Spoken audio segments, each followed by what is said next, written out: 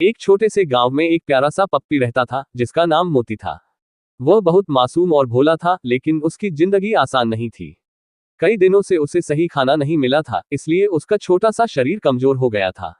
उसकी आंखों में हमेशा भूख और इंतजार झलकता रहता था। जब भी कोई गांव वाला खाना खाता, मोती दूर खड़ा होकर उम्मीद भरी नजरों से देखता, लेकिन उसे अक्सर सिर्फ डांट और पत्थर ही मिलते थे। एक दिन मोती धीरे धीरे चलते हुए खेतों की ओर चला गया। उसके कदम भारी थे और पेट में तेज जलन हो रही थी। तभी एक पेड़ के नीचे उसे दो पके हुए आम पड़े मिले। उन आमों को देखकर उसकी आंखों में चमक आ गई, जैसे उसे कोई खजाना मिल गया हो। उसने कांपते हुए हाथों से आम उठाए और खुशी खुशी भागने लगा, ताकि कहीं कोई उसे रोक न ले और वह पेट भर सके। लेकिन तभी खेत का मालिक उसे देख लेता है। वह गुस्से में चिल्लाता हुआ डंडा लेकर मोती के पीछे दौड़ पड़ता है।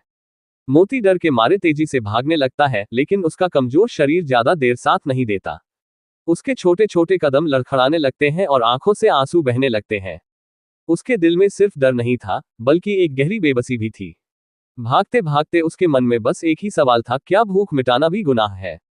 आखिरकार वह ठोकर खाकर गिर पड़ा। आम उसके मुंह से दूर लुढ़क गए।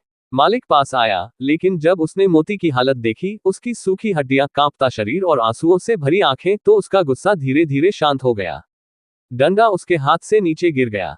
उस पल मालिक के दिल में कुछ बदल गया। उसने पहली बार मोती की भूख और दर्द को समझा। वह धीरे से आगे बढ़ा, मोती को उठाया और घर ले गया। उसने उसे पानी दिया, रोटी खिलाए और उसके सिर पर हाथ फेरा। मोती पहले डर रहा था, लेकिन धीरे धीरे उसे भरोसा होने लगा।